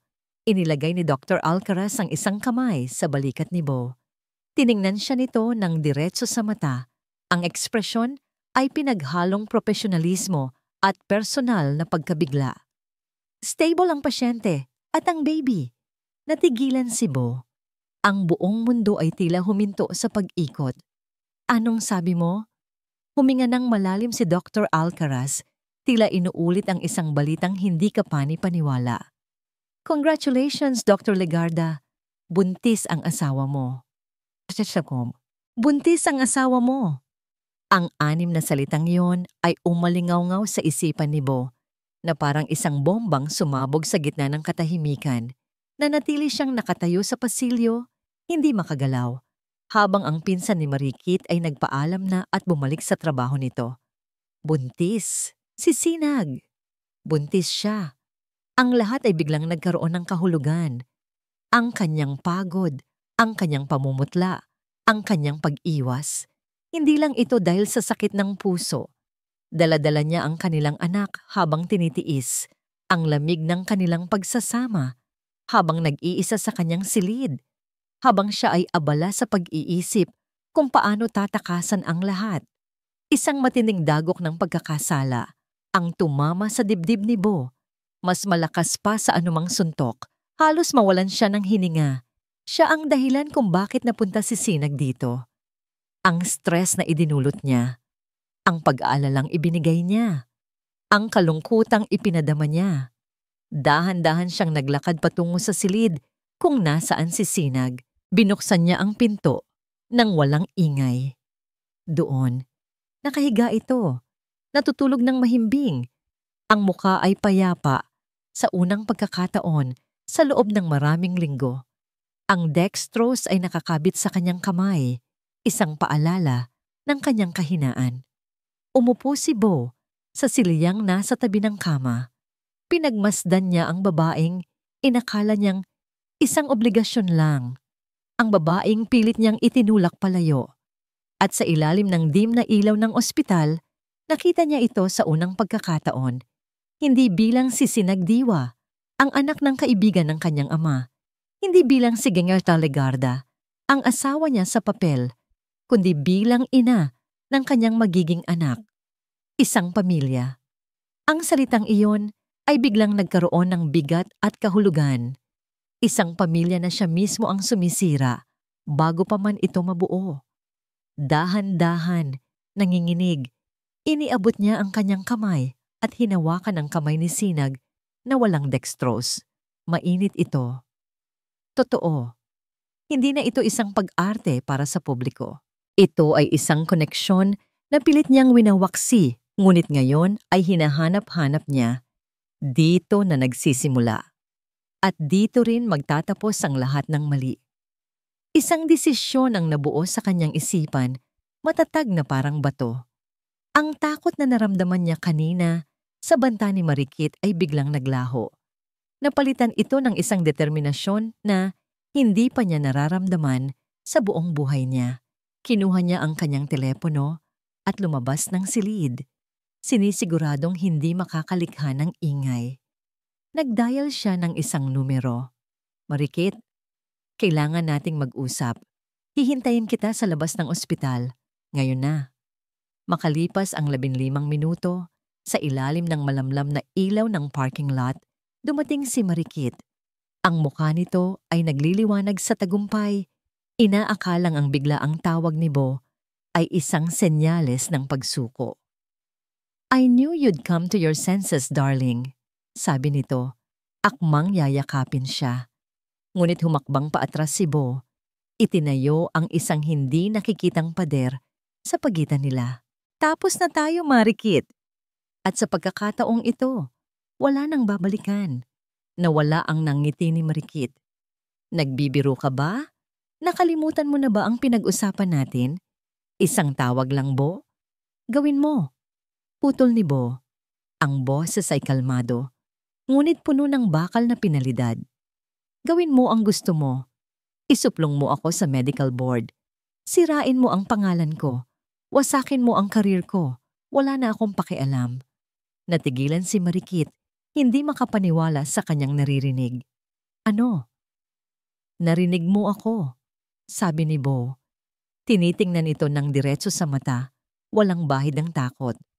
Ang lisensya, ang posisyon, ang pangalan, lahat yan ay kaya kong talikuran, pero ang pamilya ko, hinding-hindi.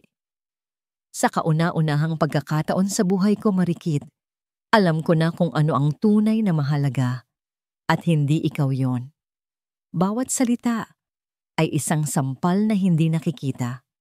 Ang mukha ni Marikit ay nagbago mula sa pagkabigla, patungo sa galit, at sa huli, sa purong pagkamuhi. You will regret this, Silakbo. Sisiguraduhin kong pagsisisihan mo ito. Nanggigigil na, sabi nito. Tumalikod na si Bo. I already regret so many things. But this is not one of them. Naglakad siya palayo. Hindi na lumingon pa. Iniwan niya si Marikit sa gitna ng dilim. Kasama ang mga banta nitong nawalan na ng kapangyarihan. Ngunit hindi pa siya tapos. May isa pa siyang kailangang gawin para tuluyang makalaya. Huminto siya sa isang tahimik na sulok ng ospital, huminga ng malalim at tinawagan ang kanyang ama. Papa! Simula niya nang sagutin nito ang tawag. Silakbo? Anong nangyari? Nabalitaan ko ang nangyari kay Sinag. Okay na po siya. Pero may iba akong kailangang sabihin sa inyo. Isang bagay na matagal ko nang tinatago. Walang pag-aalinlangan, walang pagdadahilan. Ikinuwento ni Bo ang lahat. Ang pagkakamali niya sa medisina noong siya ay residente pa lamang. Ang pagtulong ni Marikit sa pagtatakip nito. At ang paggamit nito sa sikreto para pilitin siyang iwan si Sinag. Isang mahabang katahimikan ang sumunod sa kabilang linya. At sa unang pagkakataon, hindi takot ang naramdaman ni Bo, kundi isang pakiramdam ng kaluwagan. Inilapag na niya ang lahat ng kanyang baraha. Wala na siyang tinatago. Naiintindihan ko. Sa wakas ay sabi ni Don Ricardo, ang boses ay seryoso, ngunit walang galit. Umuwi ka muna sa asawa mo. Ako na ang bahala rito. Sa pagbaba niya ng telepono, naramdaman ni Bo na isang malaking bigat ang nawala sa kanyang mga balikat. Naglakad siya pabalik sa silid ni Sinag. Mas magaan ang pakiramdam, mas handang harapin ang kinabukasan. Samantala, sa parking lot, naiwan si Marikit na nakatayo, nanginginig sa galit. Ang lalaking minahal niya, ang kinabukasang pinlano niya, lahat ay naglaho na parang bula. Ang dating pag-ibig sa kanyang mga mata ay napalitan na ng isang madilim at mapanganib na apoy. Tiningnan niya ang gusali ng ospital kung saan naroon si Sinag, ang babaeng sumira ng lahat. Kung hindi ka mapapa sa akin, bulong niya sa hangin, isang pangakong puno ng lason. Sisiguraduhin kong hindi rin siya magiging masaya. Makalipas ang ilang araw sa ospital, pinayagan na ring umuwi si Sinag. Ang mga araw na yon ay kakaiba. Si Bo ay hindi umalis sa kanyang tabi. Ito ang nag-asikaso sa kanya. Ito ang nagbantay sa kanyang pagtulog. Hindi sila gaanong nag-usap tungkol sa nangyari at lalo na tungkol sa bata. Ngunit sa mga kilos nito, sa paraan ng pag-abot sa kanya ng isang basong tubig, sa paraan ng pag-alalay sa kanya sa pagtayo, ramdam ni Sinag ang isang pagbabagong hindi pa niya nakikita noon. Isang pag-aalaga na totoo at hindi pilit. Sa kabila ng payo ni Bo na magpahinga pa, nagpumilit si Sinag na bumalik sa eskwelahan. Kailangan ako ng mga bata, katwiran niya. Ang totoo, kailangan niya ang kanyang mga estudyante. Kailangan niya ang pakiramdam na may silbi siya, na mayroon siyang mundo sa labas ng magulong buhay niya bilang asawa ni Silakbo Legarda. Mag-iingat ka, sabi ni Bo nang ihatid siya nito sa gate ng eskwelahan. Sa unang pagkakataon, ang mga salita ay hindi tunog utos, kundi isang pakiusap. Tawagan mo ako kung may kailangan ka. Tumangulang si Sinag at pumasok sa loob. Ang masayang bati ng kanyang mga estudyante at ang mainit na pagtanggap ng mga kapwa-guro ay tila gamot sa kanyang puso. Sa unang pagkakataon sa loob ng mahabang panahon, naramdaman niyang nasa tamang lugar siya. Ngunit ang kapayapaan ay hindi nagtagal. Tanghali na at kasalukuyang nagpapahinga ang mga guro. Sa faculty room ng isang magarbong pulang kotse ang humarurot at pumarada mismo sa harap ng kanilang gusali. Lahat ay napatingin.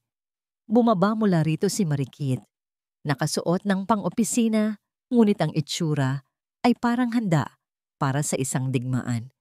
Ang mga mata nito ay nagliliyab at ang bawat hakbang nito, papasok ng gate, ay may bigat. Nasaan si Sinagdiwa? Malakas na tanong nito sa guard na tila hindi alam ang gagawin. Napatayo si Sinag at ang iba pang mga guro. Bago pa man sila makakilos, dire-diretso nang pumasok si Marikit sa faculty room. Ang mga mata ay nakatuon lamang kay Sinag. So, nandito ka lang pala, sabi ni Marikit. Ang boses ay tumataginting sa galit. Nagtatago sa likod ng mga bata pagkatapos mong sirain ang buhay ko? Marikit, anong ginagawa mo dito? Kalmadong tanong ni Sinag. Kahit ang puso niya ay nagsimula nang kumabog ng mabilis. Pampublikong lugar ito. Isang mapaklang tawa ang kumawala kay Marikit. Pampubliko, tamang-tama, para marinig ng lahat kung anong klaseng ahas ka. Ilang magulang na naghihintay sa kanilang mga anak ang nagsimula ng mag-usisa. Ang mga kapwa-guro ni Sinag ay nakatingin. Hindi alam kung paano aawatin ang iskandalo. Hindi ko alam ang sinasabi mo, sabi ni Sinag, sinusubukang manatiling matatag. Huwag ka nang magkunwari, sigaw ni Marikit. Lumapit ito ng isang hakbang.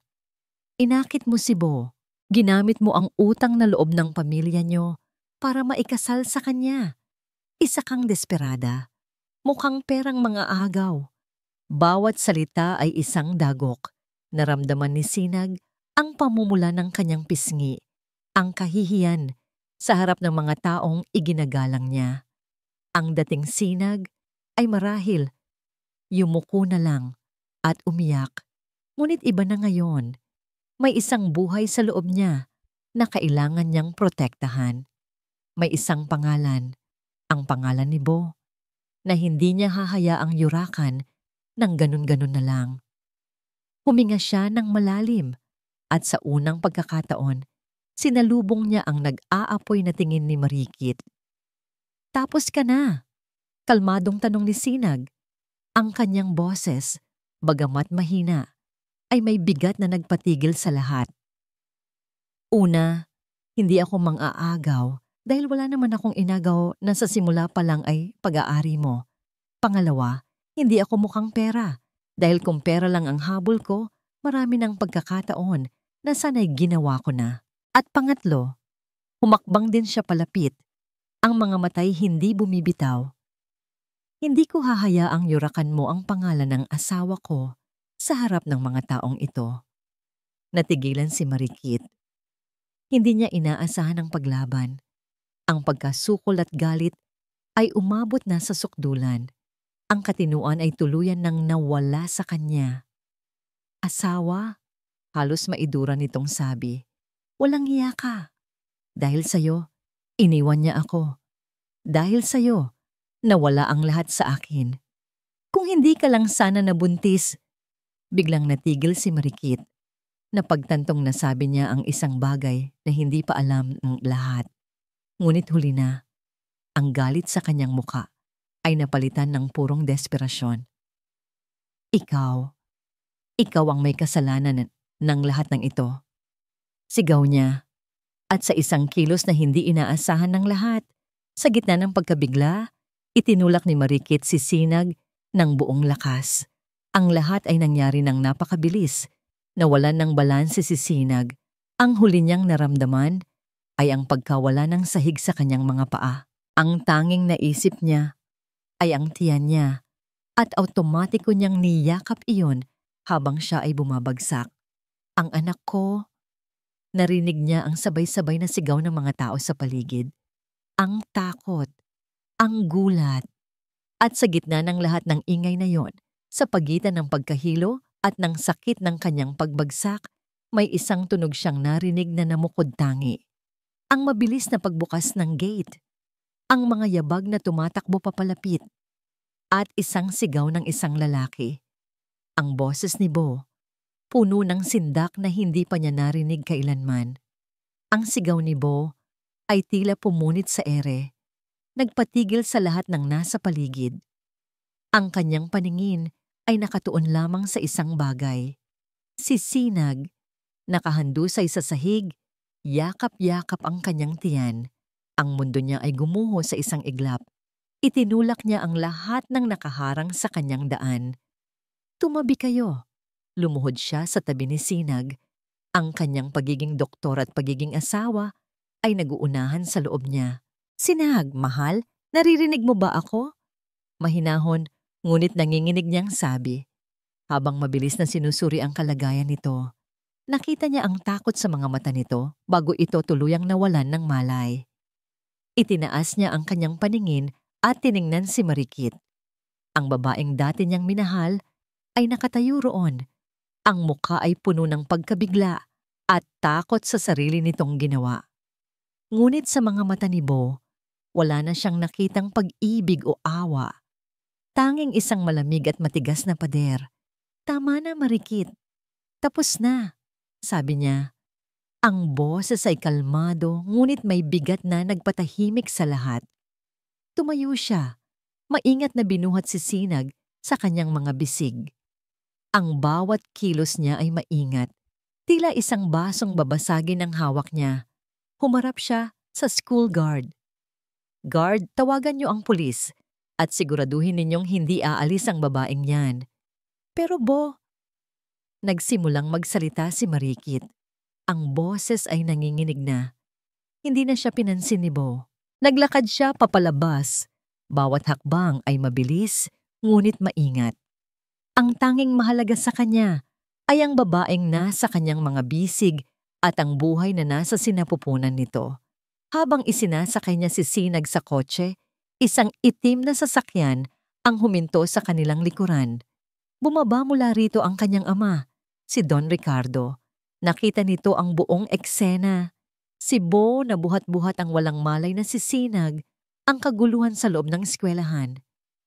Anak, ano nga nangyari? Papa, kailangan ko siyang dalhin sa ospital. Si Marikit, sinaktan niya si Sinag. Tumingin si Don Ricardo sa loob ng eskwelahan. Ang kanyang mukha ay nagdilim sa galit na matagal nang kinikimkim. Pagkatapos ay tumingin siya sa kanyang anak at sa manugang. Sige na, unahin mo ang asawa mo at ang apo ko, mariing sabi nito. Huwag kang mag-alala. Ako na ang bahala rito. Sa mga salitang iyon, naramdaman ni Bo ang suporta ng kanyang ama sa unang pagkakataon. Isang suporta na walang kondisyon. Tumango siya at mabilis na pinatakbo ang sasakyan. Sa ospital, ang bawat minuto ng paghihintay ay isang pagpapahirap. Ngunit nang sa wakas ay lumabas ang doktor, ang balita ay mabuti. She's stable, Donok. And the baby is fine. Malakasan ng kapit. She just needs to rest and avoid any form of stress. Isang malaking hininga ng ginhawa ang pinakawalan ni Bo. Nang pumasok siya sa silid, gising na si Sinag. Ang mga mata nito ay nakatingin sa kisame, tila blanco. Ngunit nang makita siya nito, isang butil ng luha ang pumatak mula sa gilid ng mata nito. Umupo si Bo sa tabi niya. Hinawakan niya ang kamay nito. Sa pagkakataong ito, hindi ito umiwas. Simula niya ang boses ay garalgal. Patawarin mo ako. Hindi sumagot si Sinag, ngunit mas maraming luha ang dumaloy sa kanyang mga pisngi. Patawarin mo ako sa lahat ng sakit na idinulot ko sa iyo. Patuloy ni Bo, ang sarili niyang mga mata ay nagsisimula na ring mamasa. Sa lahat ng gabi na hinayaan kitang mag-isa. Sa lahat ng salitang hindi ko sinabi. At sa lahat ng salitang sana'y hindi ko na lang binitawan. Patawarin mo ako sa katangahan ko, sa pagiging duwag ko. Tumingin siya ng diretso sa mga mata nito. Noong gabing nakita kitang nakahandusay sa classroom, Sinag, akala ko huli na ang lahat. Akala ko mawawala ka sa akin nang hindi mo nalalaman, nang hindi ko nasasabi sa'yo. Huminga siya ng malalim, inilabas ang katotohanang matagal nang nagpapahirap sa kanya. Natakot akong mawala ka.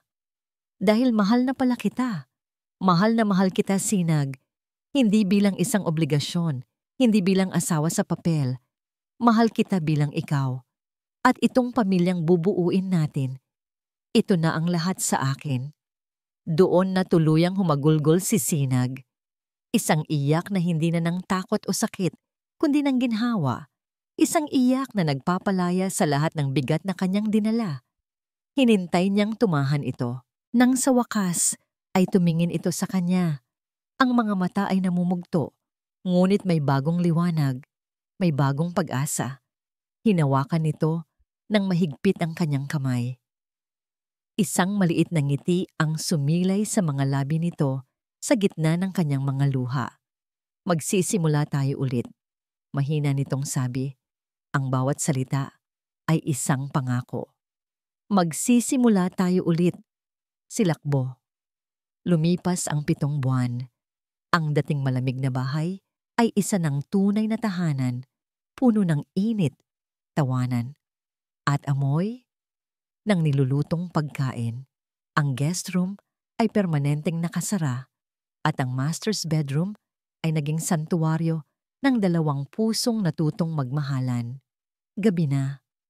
Nakaupo si Sinag sa isang rocking chair sa tabi ng bintana habang dahan-dahang hinihimas ang kanyang malaki at bilog ng tiyan.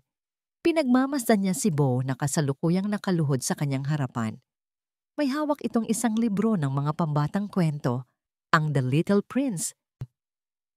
And now here is my secret, a very simple secret. Basa ni Bo sa malambing na boses. Ang isang kamay ay nakapatong sa tiyan ni Sinag. Tila kinakausap ng diretso ang kanilang magiging anak. It is only with the heart that one can see rightly. What is essential is invisible to the eye. Napangiti si Sinag. Alam mo, sa lahat ng librong binasa mo sa kanya, yan ang paborito ko. Itinaas ni Bo ang kanyang tingin mula sa libro. Ang mga matay nagniningning sa pagmamahal. Dahil yan din ang kwento natin, hindi ba? Hindi kita nakita noong una. Ang nakita ko lang ay ang kasunduan, ang obligasyon. Pero ang puso ko, matagal ka na pala nitong nakikita. Tumayo siya at marahang hinalikan ang noo ni Sinag. Ang bawat kilos niya ay puno na ng pag-iingat at pagsamba. Wala nang bakas ng dating silakbo na may initin ng ulo at puno ng pagtutol. Ang lalaking nasa harapan niya ngayon ay ang kanyang Bo, ang kanyang asawa, ang ama ng kanyang anak, ang kanyang kapayapaan. Nang sumunod na linggo, ang mansyon ng mga Legarda ay napuno ng ingay at saya. Ang dating formal na hapagkainan ay naging lugar ng isang masayang salo-salo. Naroon ang mga magulang ni Bo at naroon din ang mga magulang ni Sinag na galing pa sa probinsya. Iho, dahan-dahan ka lang sa pagkain. Baka mabilaukan ka. Natatawang sabi ng ina ni Sinag kay Don Ricardo na sarap sa kinakaing kare-kare. Nako, pasensya na, komadre. Ngayon na lang ulit ako nakatikim ng ganito, kasarap na lutong bahay. Sagot ng Don. At nagtawanan silang lahat. Pinagmasdan ni Sinag ang eksena. Ang kanyang ama at si Don Ricardo ay nag-uusap tungkol sa basketball. Ang kanyang ina at ang ina ni Bo ay nagpapalitan ng mga recipe. Walang pilitan, walang pagkukunwari. Isang pamilya. Naramdaman niya ang paghawak ni Bo sa kanyang kamay sa ilalim ng mesa. Pinisil niya ito ng marahan. Isang sikretong mensahe ng pasasalamat at pagmamahal. Tungkol kay Marikit, nalaman nilang umalis ito ng bansa matapos harapin ang mga kasong isinampa ng pamilya Legarda. Ang sikreto naman ni Bo tungkol sa kanyang nakaraan ay naayos sa tulong ng kanyang ama. Ngunit ang leksyon na dala niyon ay habang buhay niyang babaunin. Isang paalala na ang katotohanan, gaano man kasakit, ang siyang laging magpapalaya. Kinagabihan, pag-uwi nila sa kanilang bahay, niyaya ni Bo si Sinag sa balkonahe. Ang hangin ay sariwa at ang kalangitan ay puno ng mga bituin. Niyakap niya si Sinag mula sa likuran. Ang kanyang mga braso ay maingat na ipinatong sa ibabaw ng tiyan nito. Ipinatong ni Sinag ang kanyang mga kamay sa mga kamay ni Bo. Naaalala mo ba? Noong unang gabi natin dito? Tanong ni Sinag. Paano ko makakalimutan yon? Sagot ni Bo. Ang hininga ay mainit sa kanyang leeg. Ako yata ang pinakagagong lalaki sa buong mundo noong gabing yon. Natawa ng mahina si Sinag. Hindi naman. Siguro, pareho lang tayong naliligaw noon. Pero ngayon, natagpuan na natin ang daan pa uwi. Bulong ni Bo. Isiniksik ang kanyang mukha sa buhok ni Sinag. At ang tahanan ko ay kung nasaan ka. Naramdaman ni Sinag ang marahang pagsipa ng sanggol sa kanyang sinapupunan. Tila sumasang-ayon sa kanilang pag-uusap. Mahal kita, Sinag, sabi ni Bo. Mahal din kita, silakbo. Sagot ni Sinag. Nanatili silang magkayakap doon. Sa ilalim ng tahimik na langit, 2 taong pinagtagpo ng isang kasunduan, ngunit pinagbuklod ng isang pag-ibig na mas matibay pa sa anumang pagsubok. Ang kanilang kwento ay hindi perpekto. Nagsimula ito sa galit at sakit. Ngunit sa huli, natagpuan nila ang kanilang walang hanggan. Hindi sa isang fairy tale, kundi sa isang tahanang kanilang binuo, sa isang pamilyang kanilang pinaglaban, at sa isang pag-ibig na itinayo mula sa mga guho patungo sa mga bituin. At dito po nagtatapos ang kwento ni Silakbo at Sinag. Mga minamahal kong tagapakinig, maraming salamat. Mula po sa kaibuturan ng aking puso, nagpapasalamat ako sa inyong pagsama sa akin sa paglalakbay na ito ng puso't kaluluwa.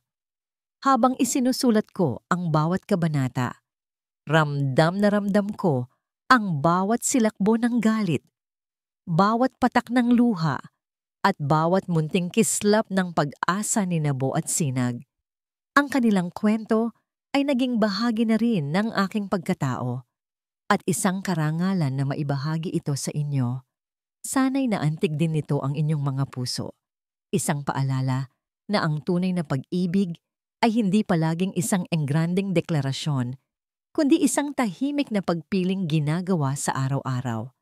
Ito ay tungkol sa pagpapatawad na naghihilom, pag-asang hindi nauubos, at sa lakas ng loob na magtayo ng isang tahanan kahit pa sa isang sirang pundasyon. Ngayon, gustong-gusto ko namang marinig ang inyong saloobin. Aling bahagi ng kanilang kwento ang pinakatumatak sa inyo? Anong aral ang inyong napulot? Huwag po kayong mag-atubiling ibahagi ang inyong mga naiisip sa comment section sa ibaba. Ang pagbasa po ng inyong mga mensahe ang pinakamagandang gantimpala para sa isang manunulat na tulad ko. Hanggang sa ating susunod na pagkikita sa panibagong kwento, mag-iingat po kayong palagi. Naway ang inyong sariling mga kwento ay mapuno rin ng pagmamahal at liwanag. Muli, maraming salamat po at hanggang sa muli.